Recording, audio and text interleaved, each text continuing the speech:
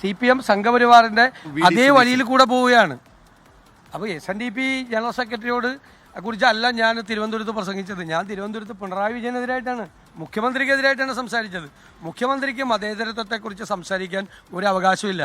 AK ബാലൻ നടത്തിയ പ്രസ്താവന, ആ പ്രസ്താവന മതസ്പർദ്ധ ഉണ്ടാക്കാനുള്ള സംഘപരിവാർ രീതിയെ അതിനെ പ്രൊട്ടക്റ്റ് ചെയ്ത് സംസാരിച്ചു. ME ഗോവിന്ദൻ തള്ളി പറഞ്ഞു അവരുടെ AK ബാലൻ്റെ പ്രസ്താവനയെ. പക്ഷെ പിണറായി വിജയൻ അതിനെ സംരക്ഷിച്ചു. അതായത് സംഘപരിവാറിൻ്റെ അതേ വഴിയിലാണ്. ഇപ്പോൾ സംഘപരിവാർ നേതാക്കൾ പറഞ്ഞിട്ടുണ്ട്, പറവൂരിൽ എന്നെ തോൽപ്പിക്കാൻ വേണ്ടിയിട്ട് BJP BDS സ്ഥാനാർത്ഥിയെ നിർത്തരുത്.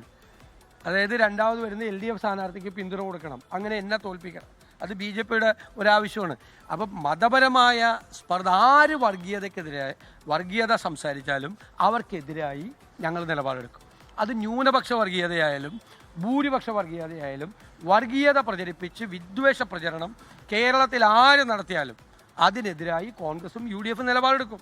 അങ്ങനെ ചെയ്യരുതെന്ന് പറയും. ഒരാളെ അധിക്ഷേപിച്ചിട്ടില്ല, അധിക്ഷേപിച്ചത് എന്നെയാണ്. ഞാൻ എന്നിട്ട് തിരിച്ചൊരു മറുപടിയും പറഞ്ഞില്ല. ഇതിനു മുമ്പ് എന്നെക്കുറിച്ച് വളരെ മോശമായ വാക്കുകൾ പറഞ്ഞു, ഇന്നലെയും മോശമായിട്ട് വാക്ക് പറഞ്ഞു. അപ്പോൾ ഞാനെന്താണെന്ന് മറുപടി പറഞ്ഞത്, അദ്ദേഹം നല്ല പ്രായമായ ആളാണ്, ഇരിക്കുന്ന സ്ഥാനം എന്ന് പറയുന്നത് വലിയ പ്രധാനപ്പെട്ട ആളുകൾ ഇരുന്ന സ്ഥാനമാണ്. അങ്ങനെ ഒരാളെക്കുറിച്ച് മോശമായൊരു വാക്ക് പോലും ഞാൻ പറയില്ല എന്ന് പറഞ്ഞത്. ഞാൻ പറഞ്ഞിട്ടില്ല. ഞാൻ പറഞ്ഞത്, അദ്ദേഹം പറഞ്ഞത് ഗുരുനിന്ദയാണ്. ശ്രീനാരായണ ഗുരുദേവൻ എന്തു പറയരുതെന്ന് പറഞ്ഞു, അത് അദ്ദേഹം പറഞ്ഞു. അങ്ങനെ പറയരുത്. ഈ BJP CPMൻ്റെ ഒരു രാഷ്ട്രീയ തന്ത്രമുണ്ട്. ഏത്? ഈ വർഗീയത ഉണ്ടാക്കി ഭിന്നിപ്പുണ്ടാക്കാൻ വേണ്ടിയുള്ള രാഷ്ട്രീയ തന്ത്രം. അതിൻ്റെ ഉപകരണമായി അദ്ദേഹം മാറരുത് എന്ന് പറഞ്ഞാൽ അതിനെയും പറയും. അങ്ങനെ പറഞ്ഞാൽ, അങ്ങനെ പറഞ്ഞില്ല, ഇനി അങ്ങനെ പറയില്ല. എല്ലാവരും കൂടി ഐക്യമാണ് ഉദ്ദേശിക്കുന്നതെങ്കിൽ നല്ല കാര്യം, ഞങ്ങളതിനെ സ്വാഗതം ചെയ്യുന്നു. അല്ല, അതൊക്കെ എല്ലാവർക്കും അറിയാവുന്ന കാര്യമല്ലേ, എല്ലാവർക്കും ശ്രീനാരായണീയരായിട്ടുള്ള ആളുകളെ കൂടി വോട്ട് ചെയ്തിട്ടല്ലേ നമ്മളൊക്കെ ജയിക്കുന്നത്. ഏതർത്ഥത്തിലാണ് പറയുന്നത്? അദ്ദേഹമാണ് ഗുരുദേവൻ പറഞ്ഞതിന്, ഗുരുദേവൻ്റെ ദർശനങ്ങൾക്ക് വിരുദ്ധമായി സംസാരിക്കുന്നത്. അദ്ദേഹം പലരുടെയും ഉപകരണമായി മാറുന്നു. അങ്ങനെ ആകരുത്. ആ പൊസിഷനിലിരിക്കുന്ന ആൾ അങ്ങനെ ആകരുത്. അല്ലാതെ ഞാൻ എന്തെങ്കിലും ഒരു വാക്ക് ഏതെങ്കിലും കാലത്ത് അദ്ദേഹത്തെക്കുറിച്ച് മോശമായിട്ട് പറഞ്ഞിട്ടുണ്ടോ? അദ്ദേഹം എന്തെല്ലാം പറഞ്ഞിട്ടുണ്ട്. എന്നെ ഊളംപാറയിൽ അയക്കണമെന്ന് പറയാം. കേരളത്തിലെ പ്രതിപക്ഷ നേതാവിനെ ഊളംപാറയിൽ അയക്കണം എന്നൊരാൾ, ഒരു സമുദായ നേതാവ് പറയുമ്പോൾ ഞാനതിന് മറുപടി പറയുന്നില്ല.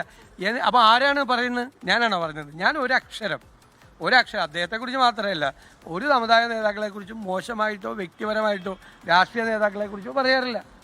അവർ പറയുന്ന കാര്യങ്ങളിൽ അഭിപ്രായ വ്യത്യാസം പറയും, അത് പറയാതിരിക്കാൻ പറ്റില്ല. താങ്കൾ വെള്ളാപ്പള്ളി നടേശൻ മുഖ്യമന്ത്രിയുടെ കാറിൽ പോയതിനെ വിമർശിക്കുന്നത് അത് ഒരു ചീപ്പായ പരിപാടി. ഞാനല്ല വിമർശിച്ചത്, എന്നെ കുറിച്ചല്ല പറഞ്ഞത്. കാറി കയറിയതിനെ വിമർശിക്കുന്ന ആളുകളുണ്ട്. ഞാൻ പറഞ്ഞത് വെള്ളാപ്പള്ളി ഒരു വർഗീയ പരാമർശം നടത്തിയപ്പോൾ കേരളത്തിലെ മതേതരത്വം, ഞാൻ വെള്ളാപ്പള്ളിയുടെ പേരും പറഞ്ഞില്ല ആ യോഗത്തിൽ, ആരാണെന്ന് എല്ലാവർക്കും മനസ്സിലാവും. നടത്തിയപ്പോൾ ആ ആൾക്ക് പിറ്റേ ആഴ്ച പോയി പൊന്നാടയിട്ടു മുഖ്യമന്ത്രി. എന്ത് മെസ്സേജാണ് കൊടുക്കുന്നത്? നിങ്ങൾ സിമ്പിളായിട്ട് ആലോചിച്ചു.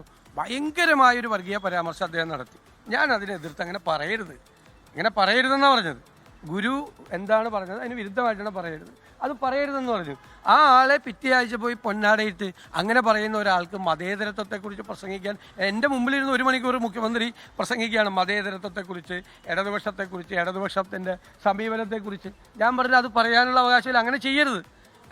മതേതരത്വത്തെപ്പറ്റി പ്രസംഗിക്കാൻ എളുപ്പമാണ് അല്ലേ? എന്നിട്ട് ഇങ്ങനെ ചെയ്യരുതെന്ന് പറഞ്ഞു. സംഘപരിവാറിൻ്റെ വഴിയിലൂടെ പോകണം. AK ബാലൻ്റെ പ്രസ്താവന, ഞാൻ പറഞ്ഞ BJPക്കാർ പ്രസ്താവന കണ്ടു. ഇത് ഇന്നും രാജീവ് ചന്ദ്രശേഖരൻ്റെ ഒരു പ്രസ്താവന ഞാൻ കണ്ടു.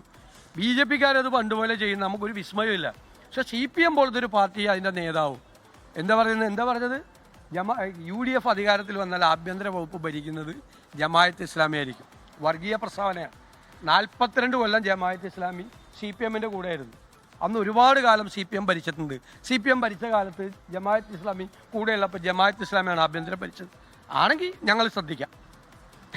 CPM ഭരിച്ച കാലത്തൊക്കെ ജമാഅത്ത് ഇസ്ലാമിയാണ് ആഭ്യന്തരം ഭരിച്ചതെങ്കിൽ ഞങ്ങൾ അധികാരത്തിൽ വരുമ്പോൾ ഞങ്ങൾ തീർച്ചയായിട്ടും ശ്രദ്ധിക്കാം. ലോകത്തെവിടെയായാലും ഏത് സമയത്തും 24 വാർത്തകളും ഓഗ്മെന്റഡ് റിയാലിറ്റി പാക്കേജുകളും എക്സ്പ്ലെയിനറുകളും വിശദമായി കാണാൻ ഞങ്ങളുടെ YouTube ചാനൽ നിങ്ങൾക്ക് സബ്സ്ക്രൈബ് ചെയ്യാം.